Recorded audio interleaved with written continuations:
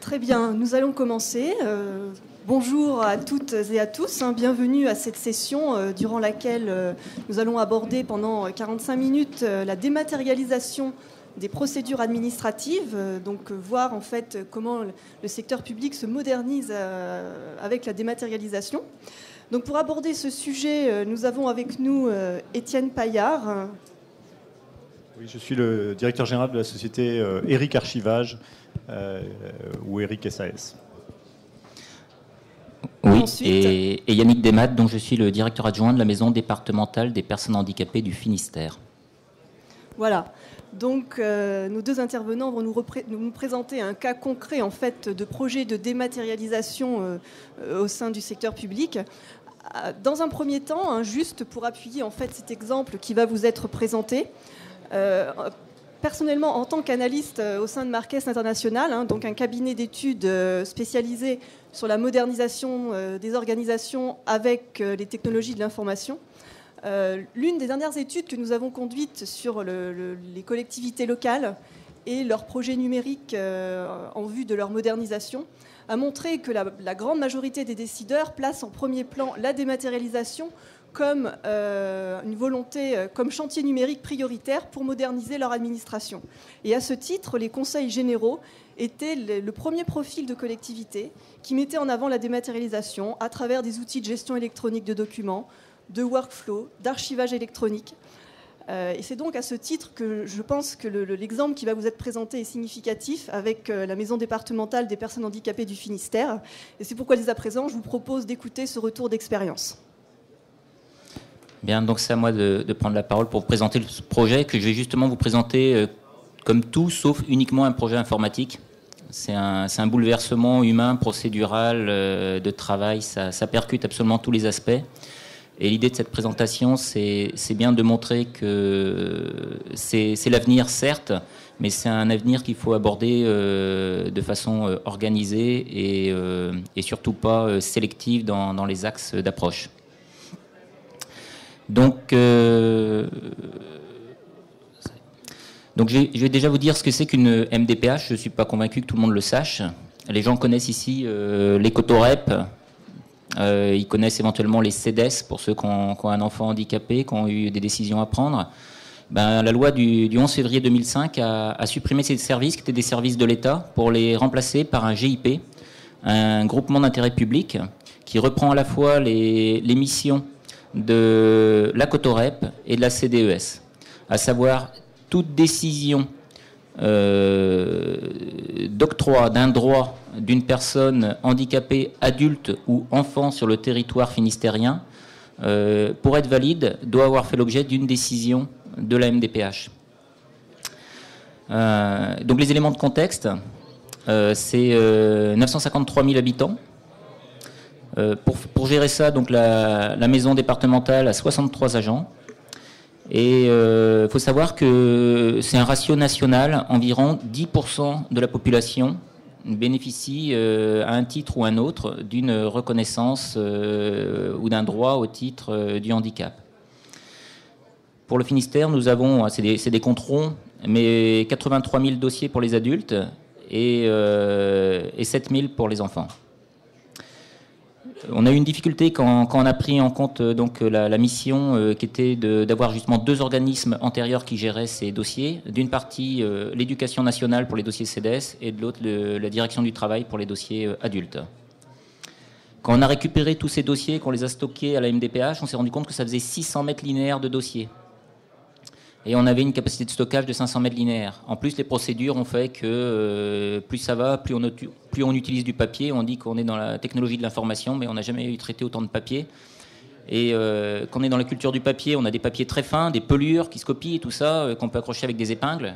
Quand on est dans la logique informatique, quand on imprime tout, et de préférence par recto verso, ce qui fait que la taille des dossiers a été multipliée par 4 entre la taille de ceux qu'on avait quand on a créé la MDPH et ceux qu'on a générés par nous-mêmes. Ça veut dire 300 dossiers par semaine. Et au moment où j'avais fait le dossier, j'étais sur les chiffres 2010, on était à 40 000 décisions par an, on est déjà arrivé à 50 000 décisions par an. Donc un flux de décisions extrêmement important. Et du coup, une problématique physique d'hébergement de ces dossiers, mais aussi de circulation, je l'expliquerai plus tard. Ça par là ? Ça va ? Ça par là ?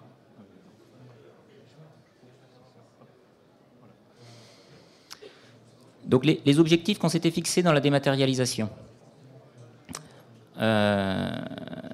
c'était la suppression des documents papier, mais associée à une réflexion collective et globale de la modernisation des processus. Donc je vais décrire les 4 items qui sont là, et puis je les commenterai après. Améliorer le temps de traitement, l'accès et le partage des informations. Supprimer au maximum les redondances de saisie tout en améliorant leur qualité, y compris lors de visites ou de réunions extérieures avec des ordinateurs portables, en l'occurrence, dotés de clés 3G+. Sortir d'une démarche de suivi de dossier pour passer à un suivi procédural permettant de dissocier la gestion des demandes et d'optimiser les flux. Préparer les fondements de l'accès direct demandé par les usagers afin qu'ils accèdent aux pièces de leur dossier et formulent leurs demandes en ligne par Internet. Pour commenter un petit peu ces items et pour leur donner un aspect un peu moins technocrate, je dirais que l'organisation par le biais du papier se traduit à travers la manipulation du papier. En fait, le fait même d'avoir un dossier papier construit l'organisation. On traite un dossier, on va chercher une chemise. On ouvre une chemise, on met les pièces dedans. Ça y est, on a commencé le travail. On a fait un dossier. Après, on va aller le mettre dans une armoire. On va aller le poser dans le bureau de quelqu'un d'autre. Quelqu'un va les ramasser. Ce qui fait l'organisation, c'est la circulation du papier. Mais en même temps, ce papier il devient support d'information aussi. C'est-à-dire qu'il n'y a pas uniquement les papiers qu'on met dedans, on griffonne dessus. Tantôt avec un crayon bic, avec un crayon papier, on colle un post-it dessus. Donc il y a tout un tas d'éléments qui sont associés à la gestion même physique du papier. Et il y a tout un tas d'informations parallèles, mais qui circulent via ce support dans les services, avec l'institution. Les personnes qui reprennent des dossiers se disent « Ah oui, mais quand on griffonnait ça, ça voulait dire que… » Et du coup, on se rend compte que c'était un support qui n'était pas qu'un support d'information intrinsèque de par ce qu'il y avait dessus, mais que la logique même du support papier construit une organisation. Par ailleurs, le dossier papier entraîne des redondances. Parce que, ou il y a une seule personne qui traite le dossier, ou en général on fait des copies, des fois qu'on perde la pièce, des fois qu'on ne sache pas, des fois que l'autre en ait besoin et que j'en ai besoin aussi. Donc on a des papiers qui étaient en fait un support qui se multiplie. Et l'idée aussi par rapport à ça, c'est de faire en sorte que quand tout le monde a mis sa petite annotation sur un même document qu'il a imprimé, toutes ces informations-là, il faut les agréger. Et là, on se retrouve avec 3 copies sur lesquelles il y a 3 formes d'annotation, et après on doit produire un autre document avec ces 3 documents qui sont à la base le même. Donc l'idée, et ça n'a pas été noté, mais c'était le discours qu'on avait. Aujourd'hui, nos modes d'organisation ne nous permettent pas de traiter 3 fois le même papier, de l'imprimer, d'aller le chercher, de passer du temps à le chercher. Donc l'objectif, très clairement, c'était de revoir nos procédures de façon à faire ce que j'avais appelé, pour les énerver un petit peu, du one touch. C'est-à-dire qu'une information est vue, une information est lue, une information est traitée. Et elle est traitée sur un lieu et pour toute personne qui peut avoir besoin d'y avoir accès ou besoin de la compléter ou de la traiter derrière. Donc la chasse au gaspille, aucune redondance. Je ne vous ai pas parlé de la composition de la MDPH. Vous imaginez bien que pour l'accès au droit, on a tous les aspects de l'analyse de la demande de compensation. Donc on a des métiers extrêmement variés. On a des personnels d'accueil, mais on a aussi de l'instruction administrative, bien sûr, derrière, mais on a aussi ce qu'on appelle une équipe d'évaluation. Donc des médecins, des assistantes sociales, des infirmières, des ergothérapeutes, des partenaires extérieurs, éducation nationale, établissements spécialisés et autres, qui fournissent des rapports, des études, des certificats, des expertises. Et tous ces gens-là, ils ont une expérience très ancienne de la manipulation, du traitement et du travail sur papier. C'est une relation presque physique, corporelle qu'ils ont. Pour suivre l'évolution en même temps, cette démarche de dématérialisation, et c'est le dernier point, c'est le passage nécessaire aussi pour permettre à l'usager d'accéder aux informations qui le concernent, de formuler des demandes, et de voir l'état d'évolution de son dossier. Ça veut dire que cette dématérialisation, autant on traite des processus, autant on traite également de la lisibilité de ces processus pour les usagers eux-mêmes. C'est ce qui existe déjà avec la CAF, le Pôle emploi, enfin il y a tout un tas de services de l'État qui ont développé ça. C'est beaucoup plus facile pour eux parce qu'ils ont un site informatique national. Donc une fois qu'ils l'ont démarré pour l'un, a priori ils l'ont démarré pour tout le monde. Nous, il y a autant de conseils généraux, de MDPH, d'éditeurs, d'attentes locales qui font que c'est pas si simple.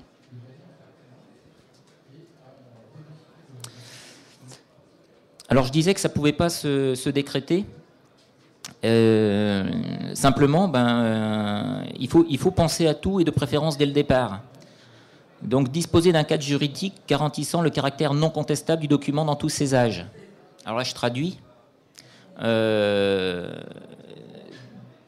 Déposer un dossier papier, c'est formuler une demande administrative. Donc c'est une démarche administrative. À partir du moment où on a engagé cette démarche, ça veut dire que l'usager peut faire valoir des droits, peut éventuellement faire des contentieux. Le détruire, c'est se prémunir de la validité de ce document dans le temps de l'instruction. Mais pas uniquement. Parce que si on le détruit, ça veut dire qu'on doit prévoir le moment où, dans la mesure où on est sur un document qui est une demande administrative, on est sur un document public. Donc, la destruction d'un document, c'est une autorisation de destruction d'archives publiques. Donc, il faut faire passer ce document papier, au moment où on le détruit, d'un statut de document papier, qui est une procédure administrative classique, en document d'archives publiques numériques. Donc, il faut déjà anticiper le cadre juridique, le statut de la pièce une fois qu'elle sera dématérialisée. Ce n'est pas qu'une pièce d'instruction, c'est aussi un document administratif qui doit avoir un statut en tant que tel. Donc, en l'occurrence, pour les MDPH, comme on venait d'être créé, on n'avait pas de cadre juridique. Donc, on a créé un groupe de travail national avec les Archives de France pour réfléchir au statut des pièces, aux dates de conservation, aux personnes qui peuvent les voir, aux délais de conservation, aux délais avant destruction, aux typologies de classement. Enfin, je ne rentre pas trop dans le détail, mais il y a eu un vrai travail de construction d'une instruction nationale au niveau des archives. Et après, il a fallu le régler au niveau local, ce problème. Il faut aussi trouver une solution informatique permettant une intégration suffisante et efficiente avec l'applicatif métier. Aujourd'hui, on est sorti un petit peu de l'idée qu'une solution métier, donc une applicatif métier, était capable de tout faire. Certains l'avaient compris assez vite. Sur l'aspect liquidation, mandatement, les applications informatiques traitaient de l'instruction, du traitement, mais ne traitaient pas du paiement ou de ces choses-là. Aujourd'hui, on a le même problème avec la GED. Certaines solutions informatiques proposaient des GED dites intégrées, mais qui n'offraient pas toutes les possibilités, toutes les souplesses, et qui ne permettaient pas d'aller aussi loin que ce qu'on souhaitait faire, nous, avec la GED en tant que telle. Par ailleurs, ça lie l'évolution de la gestion documentaire à l'évolution de l'applicatif métier. Ce qui veut dire que si on a une défaillance d'un éditeur ou applicatif métier ou GED, on perd tout d'un coup. S'il y a des mobilités ou des migrations à faire ou des appels d'offres, ça permet de faire les choses de façon dissociée. Ça offre plus de souplesse. Et surtout, ça permet à chaque éditeur de faire réellement le métier, c'est-à-dire là où il est fort. Donc nous, très clairement, on a fait le choix d'avoir un éditeur spécialisé dans le domaine de la GED. Les contraintes, c'est aussi la sécurisation des données en interne et en externe. Donc des règles de sécurité, on pourra voir à travers les questions ce que ça peut recouvrer. Revoir les modes de travail issus de nouveaux modes de traitement, tableau de bord, indicateur. Ben oui, quand on met plus le dossier dans une armoire qui est marqué dossier à traiter, il faut qu'on sache quel dossier à traiter. Quand on n'a plus la pile de dossiers sur son bureau et qu'on a du boulot à faire, faut savoir qu'est-ce qu'on a à faire, dans quel ordre, quelle est la priorité. Et pour ça, faut travailler autrement. Il faut travailler avec des tableaux de bord, des indicateurs, des outils de pilotage qui permettent d'être en mode processus, en mode étape de traitement pour aller éditer des requêtes qui permettront de dire, voilà, aujourd'hui, c'est ça que j'ai à faire et je sais avec quel niveau d'urgence il faut que je le traite. Et ça, c'est un changement culturel profond. Surtout qu'on n'a pas le dossier dans les mains et qu'on ne le manipule pas.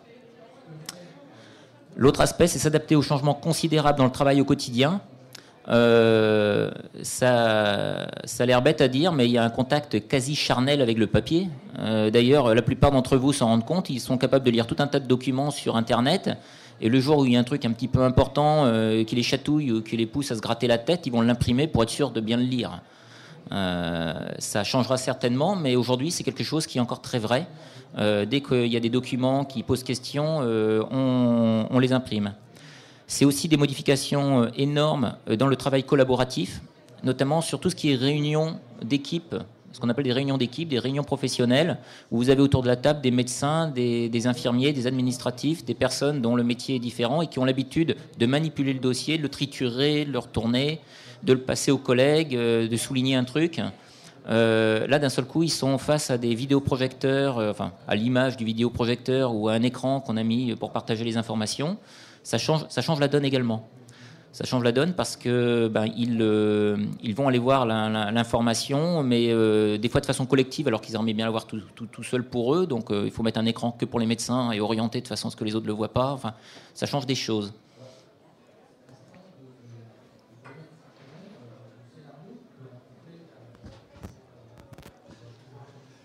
Donc là, Yannick vous a présenté un peu le démarrage du projet. Il reprendra la parole pour vous donner un peu le statut actuel. Quelques mots sur donc la solution retenue et l'éditeur. Donc Eric Archivage, c'est une société trentenaire déjà, donc avec une relativement longue expérience dans le domaine de la gestion documentaire au sens large.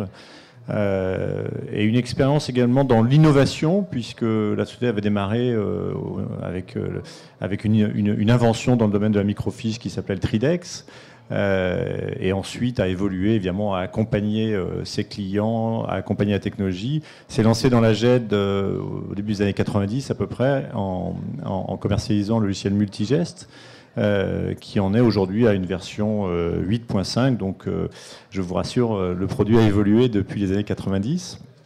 On a une assez forte connexion avec le monde physique du papier dont parlait Yannick, avec un très fort partenariat et de longue date avec la société Canon dans le domaine des scanners professionnels. Et puis, effectivement, le hasard des actions commerciales et puis le fait que les cotorep étaient très demandeuses au niveau de la gestion de la documentation, tout cela a fait que la société Eric est rentrée assez vite en contact dans la fin des années 90 avec ces organismes, mandatés d'ailleurs par le ministère du Travail à l'époque. Et puis, avec la transformation des cotorep, comme l'expliquait M. Desmat, en MDPH, assez naturellement, nous avons implanté Multigest dans un certain nombre de ces MDPH. Et pour la petite histoire, effectivement, la société qui avait été fondée par M. Fall il y a une trentaine d'années, je l'ai reprise il y a 1 an, mais avec la même stratégie, les mêmes équipes, un peu plus nombreuses, pour faire face effectivement à l'activité. Voilà. Quelques références, on est à peu près, Multigest est déployé chez 1 millier de clients à peu près, dans le domaine public bien sûr et privé. Vous avez un certain nombre de noms qui s'affichent ici. Dans le domaine public, effectivement, du fait de cet historique cotorep MDPH, nous sommes présents dans 45 départements aujourd'hui, sur les MDPH, et puis sur un certain nombre de domaines de l'action sociale, RSA, FSL, etc. Ça dépend un petit peu des cas.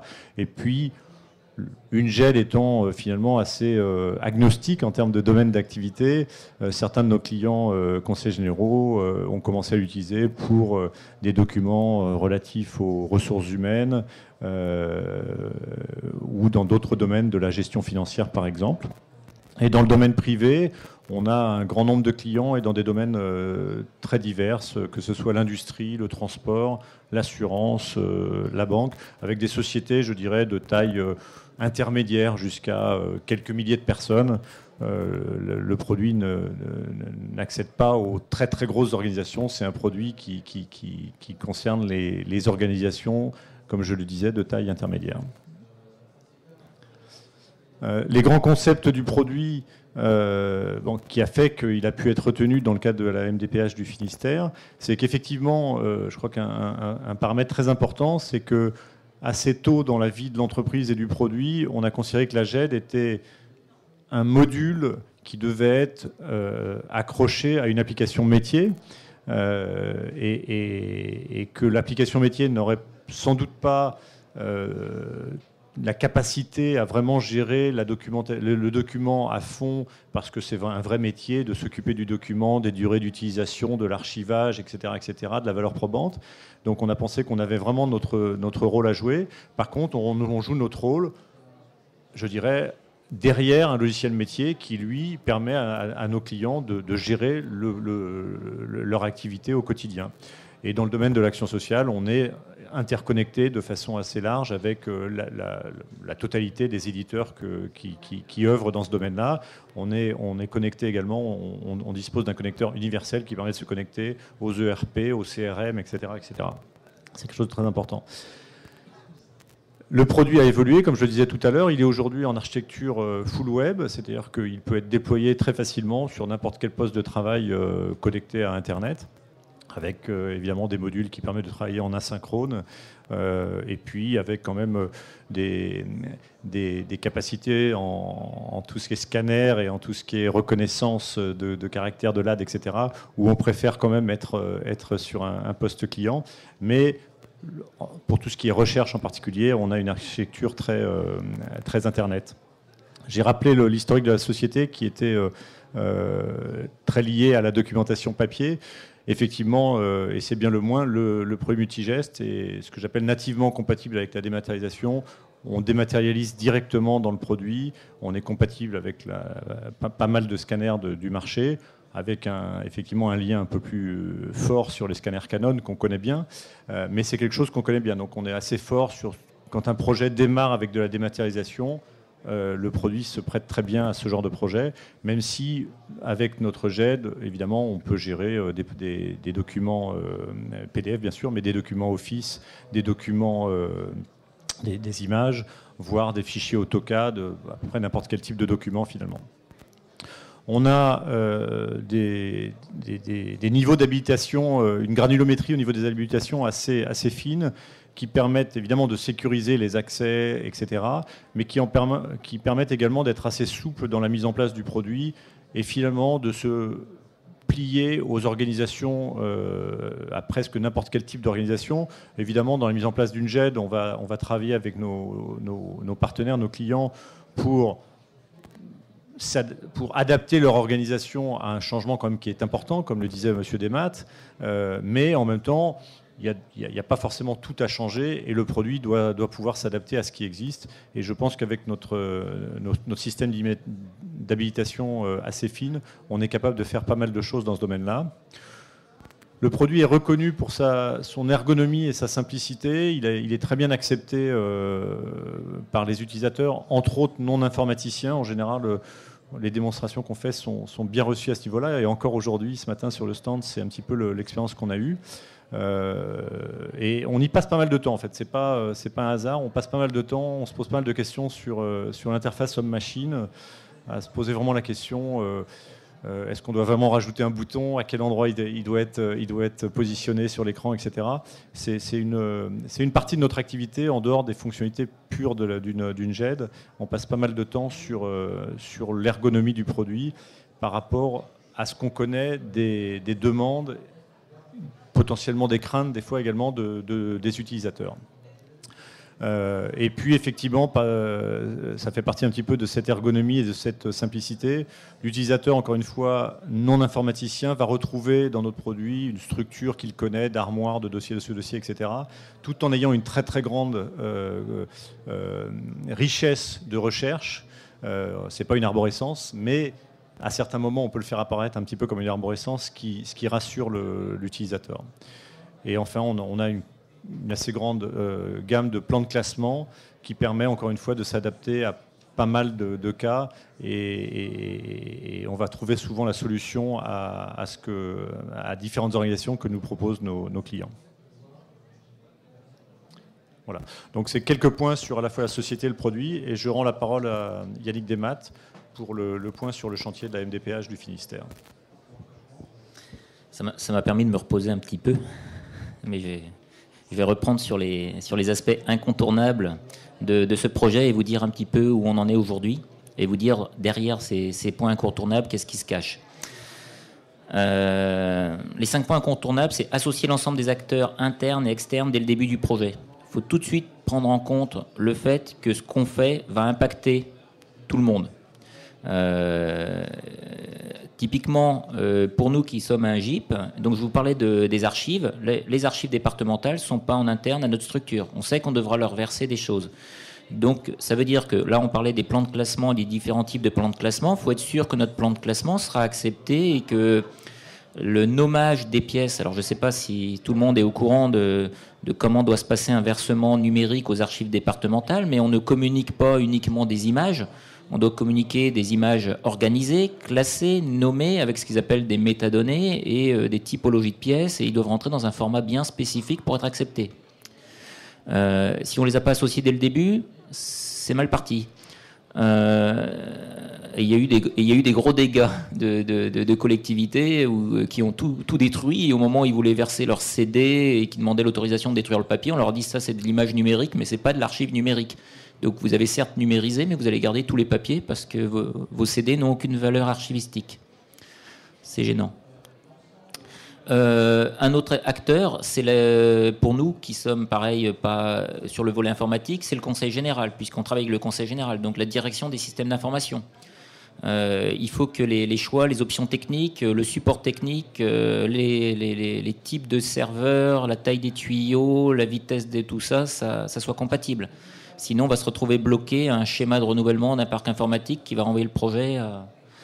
Voilà. Donc, vraiment, tous les acteurs doivent être associés, internes et externes. Il faut aussi croiser la dimension juridique, technique et métier pour vérifier que la réponse de l'une n'entrave pas l'autre.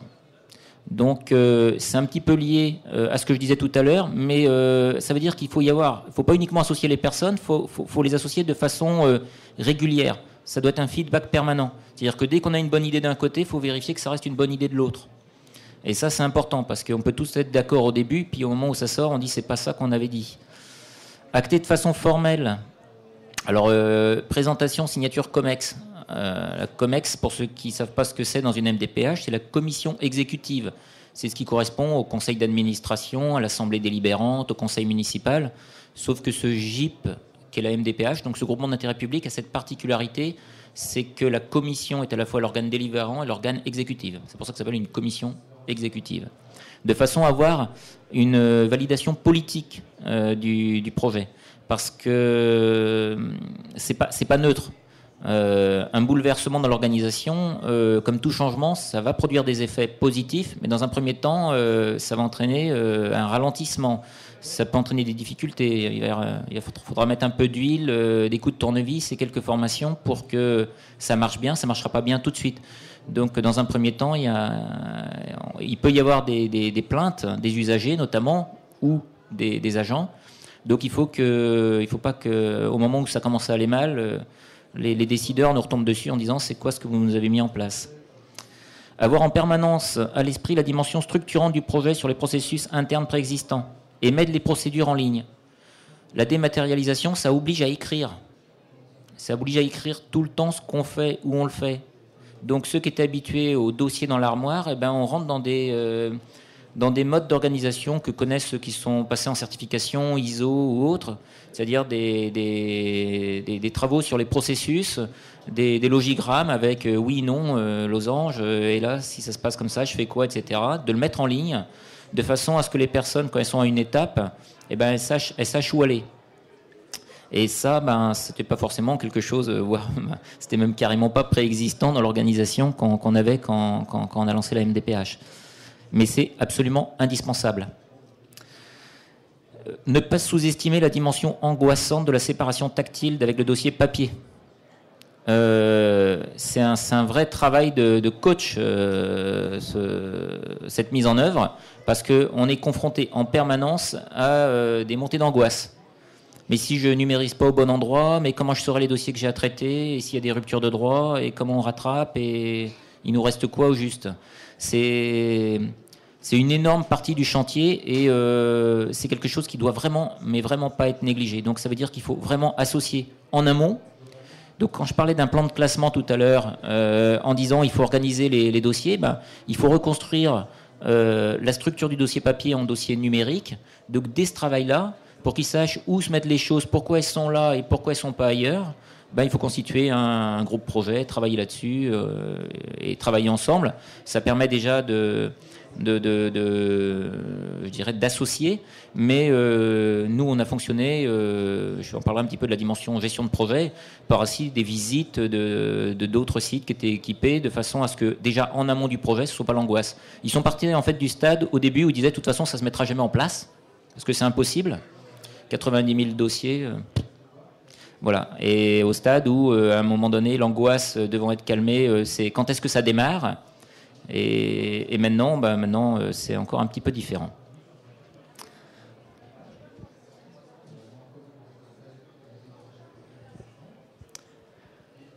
Donc les constats.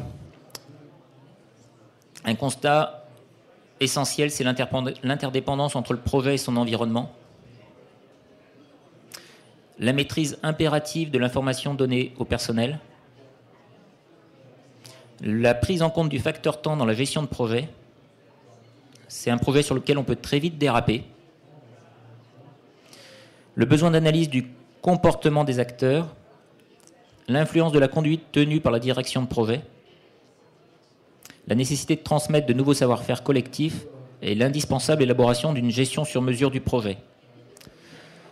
Ces constats sont issus d'un mémoire de Master 2 d'une stagiaire que j'ai accueillie à la MDPH qui a travaillé sur la conduite du changement d'une organisation dans le cadre de la mise en place d'une GED.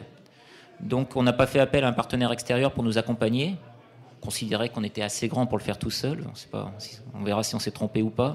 Pour le moment, ça marche bien. Mais on s'est associé quand même à un regard extérieur, notamment une personne qui faisait un Master 2 et qui a conduit ce travail-là et qui a bien mis en évidence, qui a été présente aussi avec les personnes, qui a pu être un lien permanent et qui a pu relever en temps réel toutes les attentes, toutes les angoisses. Et ça nous a permis d'adapter, comme c'est indiqué, la gestion du projet, l'attitude de la direction vis-à-vis du projet en fonction des étapes. On va pas faire ici de la gestion de projet, mais il y a des moments où on doit être plus directif et des moments où on doit être beaucoup plus collaboratif. Si on est collaboratif à l'extrême à certains moments, on démarre jamais. Donc il faut passer par des phases alternées de façon à la fois à être sûr d'avancer, de gérer le projet, mais en même temps à être sûr d'associer les personnes et puis aussi bien sûr de ne pas se tromper parce qu'il y a des remontées qui ont été plus que nécessaires dans la mesure où elles nous ont fait prendre conscience de choses qui auraient pu nous poser problème par la suite.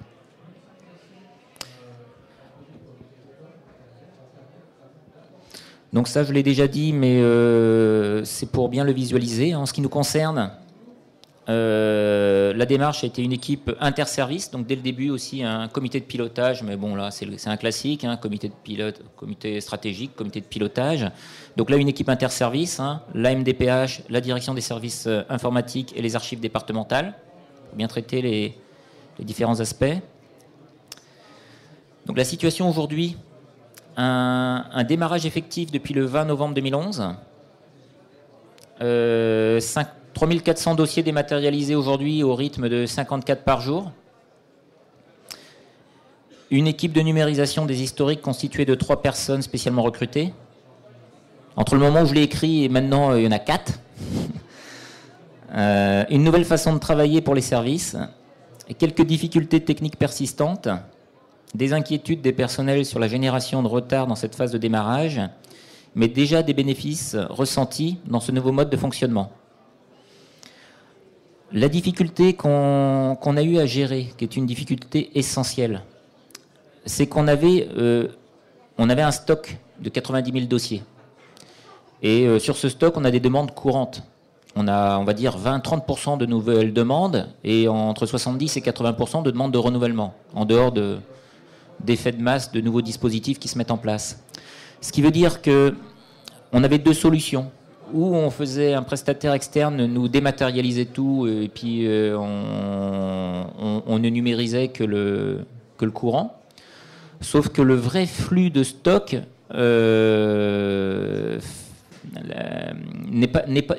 s'étale sur un délai de 3-4 ans. C'est-à-dire qu'il faut 4 ans en gros pour que les dossiers réellement actifs soit réactivé par une nouvelle demande, une demande de renouvellement, puisque les décisions vont 1, 2, 3, 4, 5 ans, rarement au-delà. Du coup, on a fait le choix, nous, de mettre en œuvre une équipe de numérisation qui fait que toutes les demandes nouvelles sont traitées nativement de façon dématérialisée. Les demandes qui réactivent un dossier historique sont traitées, en ce qui concerne la nouvelle demande, par l'instructeur qui va gérer cette demande, qui informe l'équipe de numérisation que l'historique est à reprendre. Et du coup, c'est cette équipe qui va aller rechercher le dossier, qui va trier et qui va le mettre en numérisation dans le système. Toutes les MDPH n'ont pas fait ce choix-là. Nous, on l'a fait pour plusieurs raisons. Première raison, maîtriser la numérisation du stock. Un dossier mal numérisé, c'est un dossier qui est mort, qui est perdu. Il faut vraiment avoir une lecture professionnelle des pièces qu'on met dedans, parce que sinon, on risque de perdre de l'information, et là, du coup, on mettra en difficulté l'évaluation. Deuxième chose, on numérise relativement peu de choses, parce que quand on numérise, on applique le plan de classement qu'on a défini et les règles d'archivage. C'est-à-dire que sur un dossier de 80 pièces, on va en numériser 20. Si on avait donné ça à un prestataire, il nous en numérisait 80, et pas forcément là où on les souhaitait. Ce qui fait qu'on alourdit le stock, ce qui fait qu'on alourdit le travail d'évaluation, parce que du coup, fatalement, un évaluateur, s'il voit qu'il y a 80 pièces, il va aller regarder les 80. Donc en matière de plan de classement, en matière d'optimisation des traitements des dossiers derrière, c'est important de bien définir ce qu'on garde, ce qu'on ne garde pas, mais c'est important de garder la maîtrise, en tout cas nous, c'était notre choix, de ce qui était numérisé. Sûrement moyen de s'organiser avec des sociétés pour le faire bien aussi, mais ça n'a pas été notre choix. Et enfin, le troisième aspect, c'est que même si on a beaucoup de dossiers, il y a tout un tas de personnes qui ont des dossiers là et qu'on ne reverra jamais et qui ne feront jamais de nouvelles demandes. Ce qui fait qu'on va les numériser tout un tas de dossiers qui ne nous servira jamais. Et là, on va avoir un coût de 20 à 25% de numérisation du stock pour des dossiers dont on n'a pas besoin. Donc nous, on réactive le stock, on va les numériser au fil de l'eau, et on est allé voir des structures qui avaient fonctionné comme ça, donc on voit un petit peu comment ça peut fonctionner.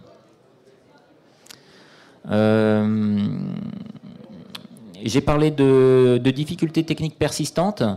Quand on est en production de tests et qu'on fait des essais sur les machines, c'est pas la même chose que quand on fait la gestion de masse. Nous, on a eu un problème avec des scanners qui n'étaient pas de la marque Canon, hein, on va le dire tout de suite, on va faire taper dessus, mais qui nous étaient présentés sur le papier comme fonctionnant très bien, qu'on a testé, qui fonctionnaient très bien, et qui, le jour où on l'a mis en œuvre, nous ont posé des problèmes techniques. Bon voilà, ça arrive. Un autre problème qui est apparu, et là c'est important aussi de l'évaluer, c'est la capacité à vérifier la bonne application des instructions qu'on a données en matière de saisie d'informations. On n'a plus le dossier dans les armoires. Alors le risque qu'on ait, c'est de ne jamais l'avoir dans les requêtes, si l'information n'est pas bien saisie. Donc la qualification de la saisie des données est quelque chose d'absolument essentiel. Parce que nous, on numérise et on détruit tout de suite. Enfin, pas tout de suite, mais pas très longtemps après. Ce qui veut dire qu'il faut être sûr de ne pas perdre les dossiers et il faut être sûr qu'ils soient traités dans les délais. Et là, on renvoie à la dimension humaine des acteurs, hein, puisque ce n'est pas fait par des robots. Certains disant on a le temps, c'est pas grave, je vais mettre tel type d'information. D'autres indiquant que tout dossier est urgent. Et avec des requêtes qui, comme par hasard, renvoient dans les dossiers à traiter 80% des dossiers relevant du même instructeur. Parce que il a fait le choix de ne pas bien renseigner les données. Et après, on a des problèmes de type industriel, parce que les requêtes renvoient des dossiers, mais renvoient aussi une priorisation anormale de ces dossiers. Et là, ça met à mal l'organisation. Ça, c'est important. Et ce qui est important aussi à voir, c'est la maîtrise du flux. Quand on est en flux direct et avec des process qui s'imbriquent les uns dans les autres, la moindre défaillance d'une des étapes bloque tout le système. C'est-à-dire que si les dossiers ne sont pas saisis, ils ne passent pas en évaluation. S'ils ne passent pas en évaluation, ils ne passent pas en commission. S'ils ne passent pas en commission, il n'y a pas de décision. S'il n'y a pas de décision, il y a une rupture de droit ou une orientation qui ne se fera pas. Donc quand je parle des orientations, ça veut dire qu'il y a un enfant qui n'aura pas son AVS à la rentrée, un autre qui n'aura pas un matériel adapté, un autre qui n'aura pas son fauteuil roulant, un autre qui n'ira pas une reconnaissance de travailleur handicapé, qui ratera un emploi. Enfin voilà, derrière, c'est des situations humaines. On n'est que sur des situations qui sont lourdes en termes de conséquences, y compris financières. Une rupture de droit sur une allocation adulte handicapé, la personne ne la compense pas autrement. Donc, ça veut dire qu'il faut que les outils d'audit, mais qui là, pour le coup, ne sont plus dans la gestion quotidienne, mais il faut que l'institution se dote d'outils de suivi de cette capacité productive pour être sûr de ne pas mettre à mal le bon fonctionnement des objectifs qui nous sont de missions de service public qui nous sont confiés.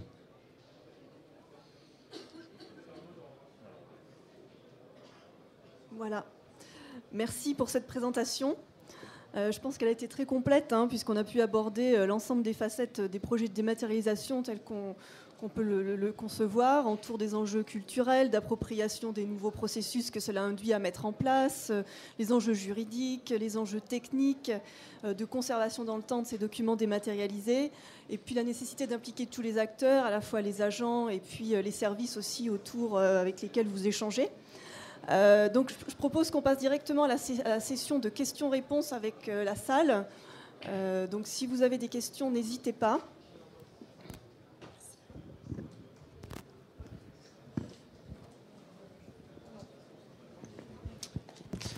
Cédric Petit de la MDPH 77. Donc, je voudrais poser des questions au sujet de la mise en place et la gestion de vos processus vis-à-vis d'un logiciel de workflow. Est-ce que vous avez utilisé celui de la GED ou celui de votre applicatif métier ou un autre? Deuxième question, comment vous avez fait au niveau des écrans? Est-ce que vous avez mis 2 écrans par poste de travail? Comment vous avez géré ça? Et concernant les CDA au niveau de l'organisation, comment est-ce que vous faites pour diffuser l'information numérique? Est-ce que vous utilisez des vidéoprojecteurs ou Vous l'entendez là? Oui, ça marche. Moins fort que l'autre. Il y a 3 questions. Donc, tout d'abord, les workflows. On les traite à 2 niveaux.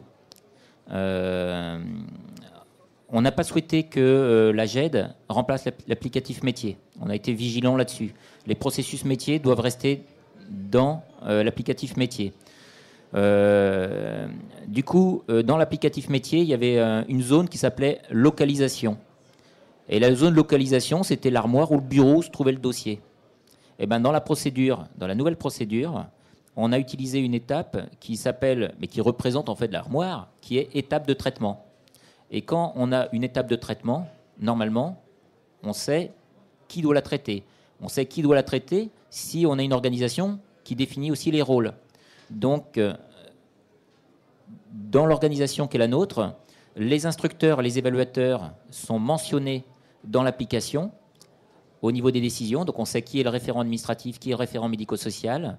Et chacun peut lancer une requête pour dire « Tiens, il y a un dossier qui me concerne », parce qu'il va lancer une requête qui lancera à la fois son nom et qui lancera les dossiers qui sont activés avec un statut qui les intéresse. Ça, c'est dans l'applicatif métier. Dans la GED, on a la possibilité également de donner des statuts au niveau des métadonnées des documents. Et on a demandé notamment la création, et ça a été une nouveauté qu'on a un petit peu initiée là, du côté d'Eric Archivage, une logique de dossier de travail. Parce que la difficulté, c'est que certains éléments du dossier d'instruction sont valables pour différents types de décisions. Visiblement, là, j'ai affaire à une MDPH. Donc, on a un dossier, je disais c'est un dossier, mais à l'intérieur, il y a plusieurs demandes. On peut avoir une demande de PCH, une demande de carte, on peut avoir plusieurs demandes.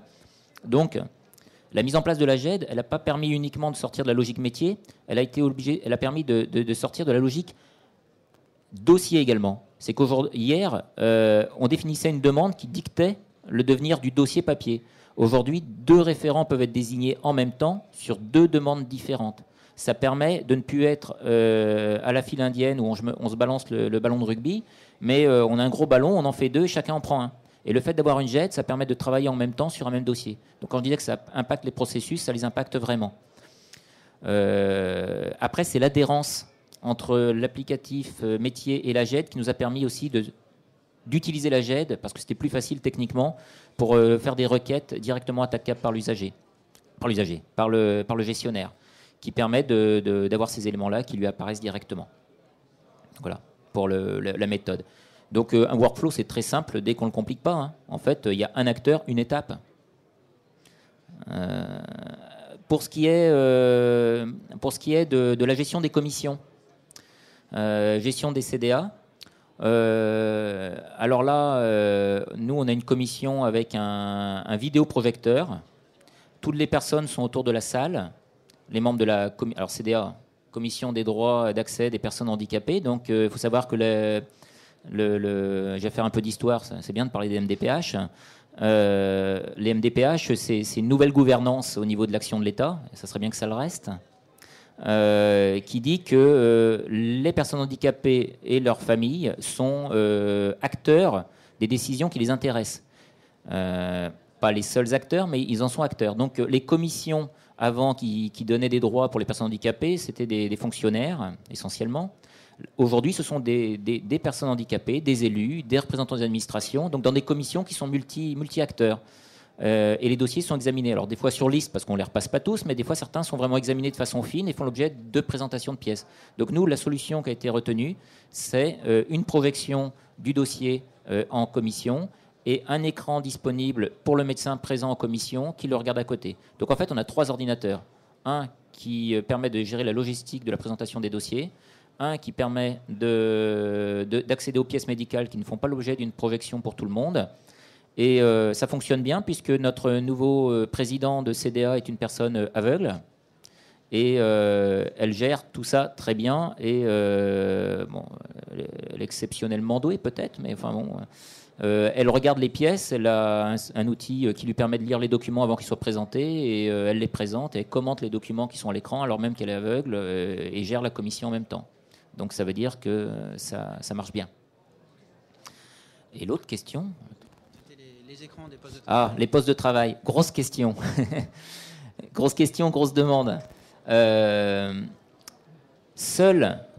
Alors, l'idée phare de notre outil informatique, c'est que les données utiles, ce sont des données renseignées. L'image ne vient comme un support complémentaire. Donc, toutes les données dites qualifiantes ou structurantes au niveau de l'instruction d'un dossier sont saisies dans le système d'information.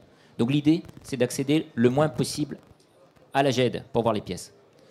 Seulement dans les commissions, dans les réunions de synthèse, dans ces choses-là. Donc, nous, on fait détruire tout un tas de choses. Et ça nous a posé un gros problème. Par contre, on fait saisir, au moment où on numérise, une checklist de contrôle. Parce qu'avant, on avait plein de dossiers qui nous passaient en commission. Ils n'étaient même pas signés par le demandeur. Ce n'était pas le bon demandeur. Il n'y avait pas de contrôle. Il y avait du traitement, mais il n'y avait pas de contrôle. Donc, nous, on détruit les documents, mais par contre, on a mis du contrôle. Ce qui fait qu'à l'instruction, il n'y a pratiquement que des écrans simples. Les doubles écrans ont été mis uniquement pour les référents insertion professionnelle, référents scolaires, parce que ce sont les mêmes personnes qui évaluent en situation individuelle, entre guillemets, les éléments et qui les saisissent à côté. Par contre, pour toutes les petites équipes de premier regard sur les dossiers, ce que nous on a appelé les EPO, d'autres ont appelé ça premier regard médical et autres, là, dans ces réunions-là, il y a 2 postes, 2 écrans. Parce qu'en même temps que le médecin regarde les éléments médicaux, le référent administratif saisit en même temps les éléments. Ce qui permet de faire directement l'inscription en CDA ou la demande de pièces s'il y en a. Donc on a modifié aussi pour ça des éléments, c'est-à-dire que le dossier est examiné, visualisé, saisi, traité et passé à l'étape d'après, puisque une fois que ça s'est fait, on change le statut automatiquement de l'étape et l'autre personne qui est derrière a un nouveau statut et peut traiter sa demande.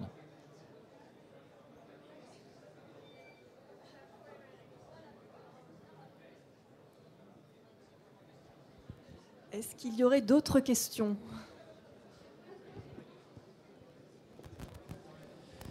Est-ce que vous avez une idée un peu précise pour des financiers des bénéfices et de la façon dans laquelle on peut les présenter à la Direction générale des services ? Oh, c'est un vilain mot, bénéfice. On parle d'efficience. J'étais au ministère ce matin, j'ai entendu efficience tous les 2 mots, donc je pense que c'est d'efficience qu'il faut parler, ça veut dire rigueur en faisant mieux. Les bénéfices attendus. Des bénéfices déjà ressentis dans ce nouveau mode de fonctionnement. Alors, on en a plein. Il y en a alors, le problème, c'est qu'on voit ce qui ne marche pas, mais on s'adapte très vite au progrès et on ne s'en rend pas compte. Ce qui a permis de gagner énormément de temps tout de suite. Là, je parle des éléments, des vrais éléments. Après, il y a une autre chose qui est celle de la préparation du discours aux politiques. C'est un autre débat. Au niveau des vrais changements, immédiatement, ce qui s'est passé, c'est qu'il n'y a pas de recherche des dossiers. Vous imaginez que dans une classothèque qui contient 500 dossiers, dans laquelle on en met 600, Et pour la plupart, certains sont sur les bureaux des personnes, donc pas l'endroit où on est censé les trouver. Il y a une déperdition de temps qui est énorme. Certains départements avec lesquels, ou MDPH qu'on a visité, avaient essayé de le chiffrer, l'évaluer à 15%, voire 20% du temps sur certains pour aller passer leur temps à retrouver un dossier, alors même qu'on est sur le même site. Certains étant sur des sites distants, c'est encore pire. Ça, c'est quelque chose d'énorme. Ce qui est important aussi en gain de temps, c'est ce que j'appelais tout à l'heure le one touch. C'est-à-dire qu'un document, une information, un événement est traité une fois et une seule. C'est-à-dire qu'on n'a pas de déperdition, de déplacement, de vision à 3 ou à 4 sur un document. On en reparle, tu me le repasses et tout. Quand c'est traité, c'est traité. Donc ça, c'est extrêmement important. Ça nous a permis aussi de gérer des réunions de type nomade. C'est-à-dire que les personnes, quand elles vont à domicile, un évaluateur, un assistant social qui va sur le terrain, peut aller avec un poste équipé d'une clé 3G. Ce qui fait qu'il va pouvoir directement renseigner la personne. Ça évite des renvois d'appels, des choses comme ça. Mais il va pouvoir aussi saisir directement les informations dans son système. Il a aussi une possibilité qu'offre la solution Eric Archivage d'avoir un export crypté de son dossier GED. Ce qui veut dire qu'avant de partir en déplacement, les 4-5 dossiers pour lesquels la personne, que l'évaluateur ou l'équipe d'évaluation ira voir à domicile, aura en local avec son portable la situation de l'antériorité. Donc pourra faire des réponses directes, immédiates, et pourra aussi affiner le diagnostic, enfin pas le diagnostic, nous on ne parle pas de diagnostic, mais l'évaluation des besoins de compensation quand il sera sur site. Donc ça, ce sont des éléments importants. D'autres éléments importants, c'est que ça oblige à revoir complètement la procédure. Et ça veut dire qu'on revoit les process et on lève des loups. Hein, notamment, quand on pose des questions, on dit « mais pourquoi vous faites ça? Pourquoi vous remplissez ce document? Il sert à quoi ?» On se rend compte qu'il ne servait à rien. Donc, ça permet de nettoyer, de toiletter l'organisation. Ça, c'est évident. Et enfin, les coûts indirects qu'on attend, c'est le portail usager, c'est-à-dire de pouvoir faire des demandes en ligne derrière. Si on n'a pas préparé ce terrain-là, on ne pourra pas le lancer. Parce que les plateformes de dématérialisation qui existent, de dossiers usagers, de web, de dématérialisation des demandes, de web services, de mon service public et compagnie, tant que ça, c'est pas en place, ça veut dire que ça sert à rien. Si le ministère peut le mettre en place, il va dire mon service public, on va recevoir un PDF, un fichier XML dont on ne fera rien, il faudra tout ressaisir, il faudra tout refaire, donc on n'aura rien gagné, et probablement pour quelqu'un qui ne relève pas du département. Donc ça ne sert à rien. Or, si on maîtrise cet aspect-là, on maîtrise aussi les contrôles et on maîtrise derrière l'injection native des données. Ça veut dire qu'on n'a plus le travail d'acquisition de données. L'acquisition des données se fera par l'usager lui-même au moment où il renseignera son dossier. Et ça permet de gérer aussi tout le support et toute la plateforme d'information auprès de l'usager. Donc on n'a que des bénéfices à attendre de ce type d'organisation, sauf qu'après, pour évaluer ses coûts, pour évaluer ses mises en œuvre, après c'est le problème des indicateurs d'évaluation et de bénéfices. Pour nous, c'est évident. Il y a des personnes, déjà, alors qu'on vient de démarrer, qui ne reviendraient jamais en arrière, parce qu'il y a un gain immédiat. Merci. Je pense qu'on arrive au terme de cette session. Donc nous allons nous arrêter là. Je remercie encore une fois Étienne Paillard et Yannick Desmattes pour cette intervention. Et merci beaucoup.